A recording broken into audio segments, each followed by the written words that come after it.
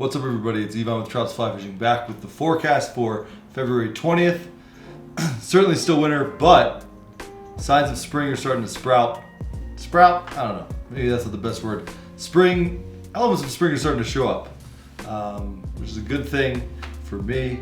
It's a good thing for you. Maybe we can start. Everyone's starting to get a little stir crazy this time of year, and any hints of spring are certainly positive ones. Things that I've noticed. Fish seem to be a little bit more eager on the surface. Big spring midges are showing up, especially along the South Platte, and fish are eating a wide variety of big attractors. They're eating them pretty hard, and they're starting to hold in some faster water, especially as we get into the later parts of the day. So that's definitely still a little bit more winter-like, but getting into some faster water, starting to see some fish eating in riffles and stuff like that when the time is right, and that's certainly something that I like to see, which means we're starting to sort of inch out of wintertime. The grips of wintertime are starting to loosen a little bit, and we're starting to get some hints of spring. So that's a positive from my perspective. So let's get down to the forecast. Let's talk bugs, flows, and weather. Start off with bugs. So, with the big spring midges, I saw them on Cheeseman, I saw them on the Dream. No longer do you only need size 22s and 24s. You can mix in a 18, 16 if you feel frisky.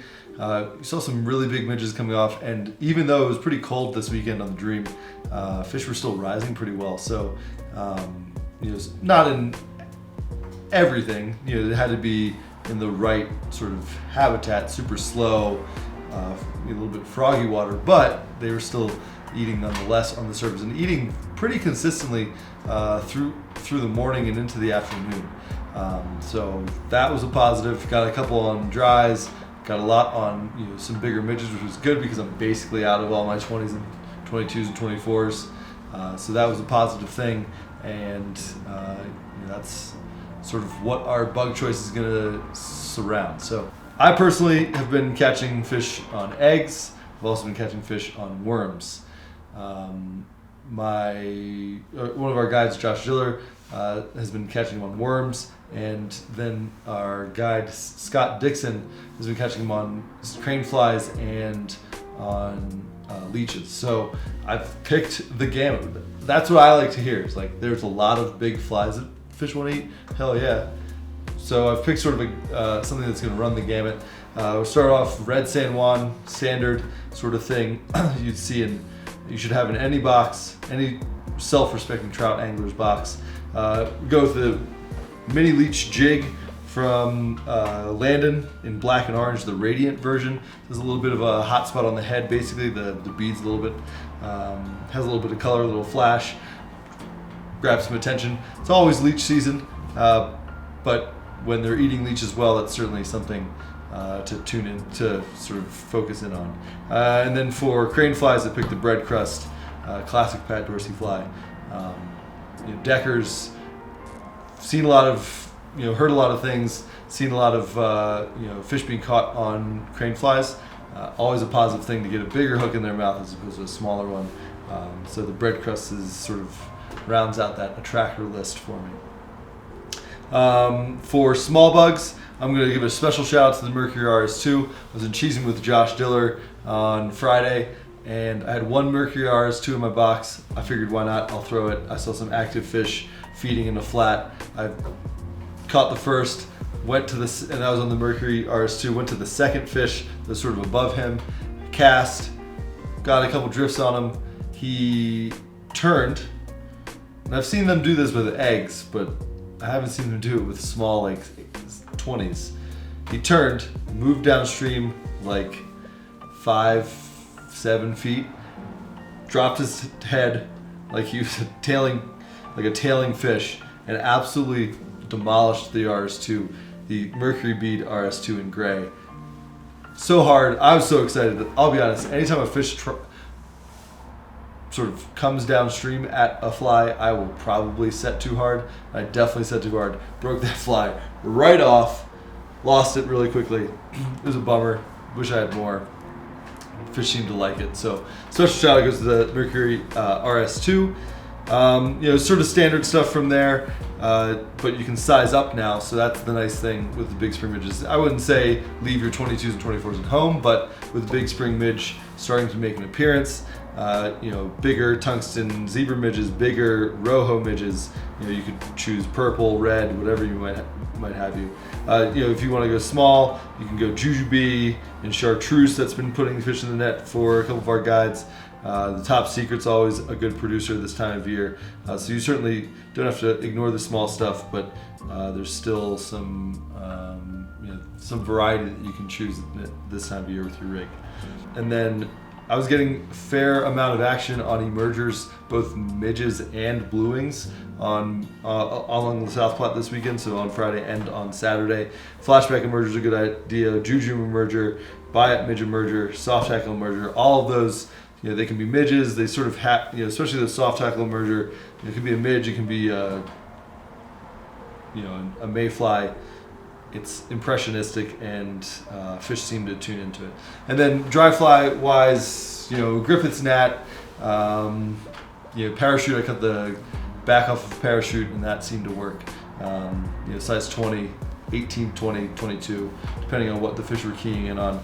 You can also throw the ST midge in there. So that's quite a few flies of choice. Still, obviously, February. We're going to be moving into March by the next time we do one of these. And, blue wings are going to start to become more active and something that you should sort of put on your rig. So not a ton of blue wings in this sort of choice. I still think that midges are the primary food group, but RS2s, flashback emergers, all good choices as we get into March. So blue wings are about to be around the corner. Everyone knows I love blue wings. I hate small bugs, but for some reason I love blue wings. They sort of signal the beginning of the season, and fish seem to tune into them pretty well. So I'm excited for rising fish in a matter of rising fish, pods of rising fish to blue wings. It feels like it's only weeks away, which is closer than we've ever been this winter to rising fish to blue wing olives. There's been no closer time than now. I know that's controversial, but it's the truth. So that's the bug section. Let's talk about flows.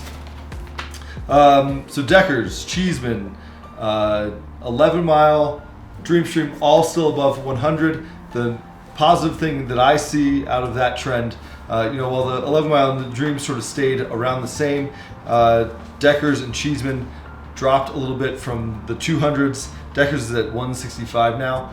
I'll be honest, I think I fished it at like 190, 180, something like that in Cheeseman, and maybe I just don't fish in the wintertime when it's at 200 enough, because it simply does not happen that much. But I do like it a little bit lower, closer to 100, closer to 150, and with the drops and flows, it's easier to find slower water, since, certainly chomping at the bit for spring, want them to be active and in the riffles, want them to be, sort of moving higher up in the water column. But let's be honest, let's be real, it's still February, water temperatures are still relatively low, and fish aren't going to be responding the same way that they would in late March and April. So you still have to find slower water, and at 165, I think Cheeseman and Deckers, it's a lot easier to find slower water. Not saying I don't like 250, I obviously like more water than not, as a general rule, to a certain extent I should say, but right now 165, I think that's a really good flow for feeding fish in Deckers and in Cheeseman. Finding those soft edges, finding them sitting right on adjacent to a riffle, sort of in that soft stuff, but still able to access and grub on some food. So a positive thing from my perspective, dropping those, with those flows dropping a little bit. Certainly don't want them to see them down at 50, but a little bit above 150 is something I think is going to be make it a little easier to find feeding fish. When it comes to the freestones, we saw bumps along the freestones, so a little bit higher on the Eagle, that's around 60. Colorado Kremlings at 475, Salida 459, and Roaring Fork at 440. I would assume that's from some snowmelt. We obviously had quite a bit of low elevation snow, quite a bit of high elevation snow over the past 2 weeks, And my assumption would be that that flow, you get warmer, spikes and stuff like that, and some of that snow's going to melt off, and you bring the flow up a little bit. Freestones, I think with the weather coming up, freestones are going to be a really good option. Not a ton of snow in the forecast, so freestones are going to be a good option, especially on the warmer days. As always, that's sort of the key. That's not to say that you can't find fish on the freestones, especially along the Colorado. I think Colorado fishes really well when there's open water, partial, kremling. That sort of stuff can fish really well when you have open water. And with not a ton of cold weather on the horizon, those are going to start to fish more consistently. So, sort of alluding to those facts, let's talk about the weather. I'm going to bring up my trusty weather sheets that I've printed out. All that effort. So Deckers, I use Deckers and Vail as sort of the two main locales. Up in the mountains, up in the high country, over the next 10 or so days, for the most part, you're seeing lows in the teens and then highs in the mid 30s, and there's some days where it's going to be 40. Like I think Friday looks really good up in Vail, 42 with a low of 19. And then on Saturday you have some PM rain snow showers, so the morning looks pretty good with 43 is the high, 24 is the low.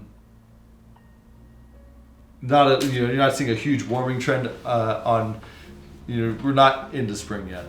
I'm excited about it. I know it's coming, but we're not into spring yet. You look at the weather, it's going to be a wintry mix. There's some warmer days, some days where you almost reach the 50s. On Friday, along Deckers, it's going to be 47. So you're certainly getting some warmer weather, but that can happen winter long here in Colorado. So certainly not a warming trend like you're getting into full-blown spring, but obviously a positive thing. You don't see a ton of big snow coming through, which has obviously made it harder to get up to the high country fishing over the past couple weeks. Hopefully you guys get some good skiing in. I didn't. I went fishing. It was pretty good, so that's what you got. There we go. So that's the forecast for February 20th. Certainly appreciate you guys tuning in. Still obviously getting used to this new format. I want to keep it loose, but give you guys some good info. Hopefully you guys find it valuable, and leave some comments down below if you have any suggestions. Always looking to change and make this better. So thanks for tuning in. Have a great 2 weeks on the water. We'll see you again in March. March is spring, so we're one away from spring. Let's go.